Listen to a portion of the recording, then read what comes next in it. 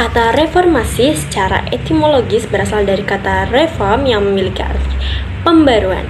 Sedangkan secara harfiah, reformasi ialah suatu gerakan memformat ulang atau menata ulang hal-hal yang menyimpang untuk dikembalikan pada format atau bentuk semula sesuai dengan nilai-nilai ideal yang dicita-citakan rakyat. Reformasi juga diartikan pembaruan dari paradigma pola lama ke paradigma pola baru untuk menuju ke kondisi yang lebih sesuai dengan harapan. Reformasi di Indonesia mengacu pada era politik Indonesia pasca pengunduran diri Soeharto sebagai Presiden Republik Indonesia pada tahun 1998. Berakhirnya kekuasaan Soeharto dianggap tidak sejalan dengan pelaksanaan Pancasila dan Undang-Undang Dasar 1945 yang murni dan konsisten.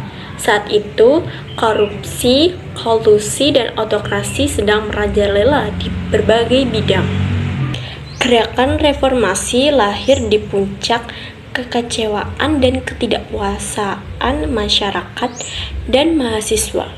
Ketidakpuasaan masyarakat kemudian meningkat dan memicu protes besar-besaran. Akibatnya, terjadilah aksi mahasiswa di berbagai wilayah di Indonesia. Pada era reformasi, Pancasila sebagai reinterpretasi, yaitu Pancasila harus selalu diinterpretasikan kembali sesuai dengan perkembangan zaman, berarti dalam menginterpretasikannya harus relevan dan kontekstual, serta harus sinkron atau sesuai dengan kenyataan pada zaman saat itu. Berbagai perubahan dilakukan untuk memperbaiki sendi-sendi kehidupan berbangsa dan bernegara di bawah payung ideologi Pancasila. Namun faktanya masih banyak masalah sosial ekonomi yang belum terjawab. Yang pertama, Pancasila dijadikan ideologi bangsa tanpa menghiraukan relevansinya dengan perkembangan zaman. Yang kedua, elit politik cenderung memanfaatkan gelombang reformasi ini hanya untuk merebut kekuasaan. Ketiga, pemerintah kurang konsisten dalam penerapan hukum. Dan yang keempat, melemahnya rasa persatuan dan kesatuan yang ditandai dengan adanya konflik di beberapa daerah. Terlepas dari bentuk dasar negara yang digunakan suatu negara, ia menjadi tidak berharga tanpa penerapan dan pengamalan yang serius dalam kehidupan berbangsa dan bernegara.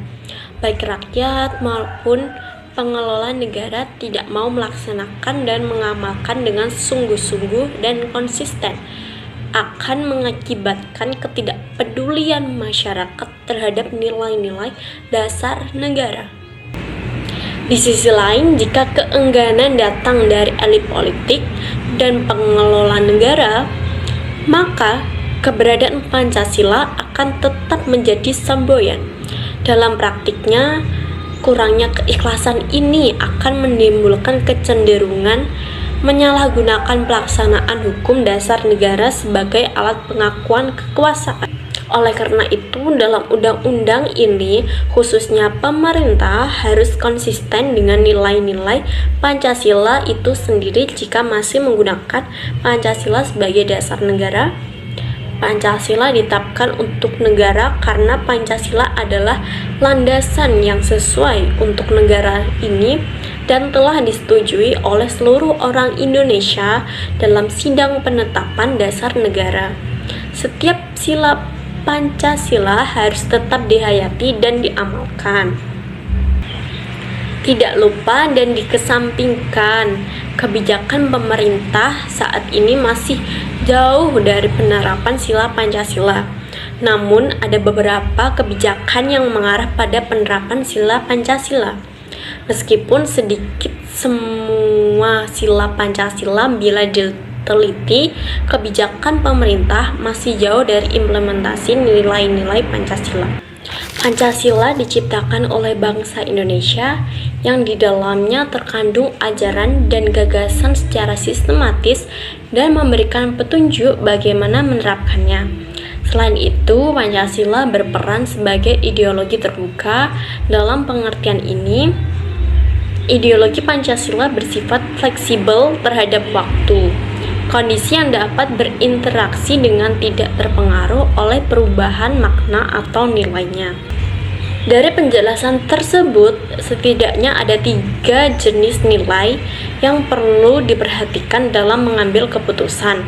Antara lain, ada nilai dasar yang tidak berubah bagaimanapun kondisinya, dan ada nilai instrumental yang dapat berubah tergantung kondisi, tetapi tetap mengandalkan nilai dasar. Terakhir, ada nilai-nilai praktis berupa penerapan nilai-nilai nyata, namun realisasi atau implementasi nilai instrumental dan nilai praktis harus mengandung semangat yang sama dengan nilai dasar.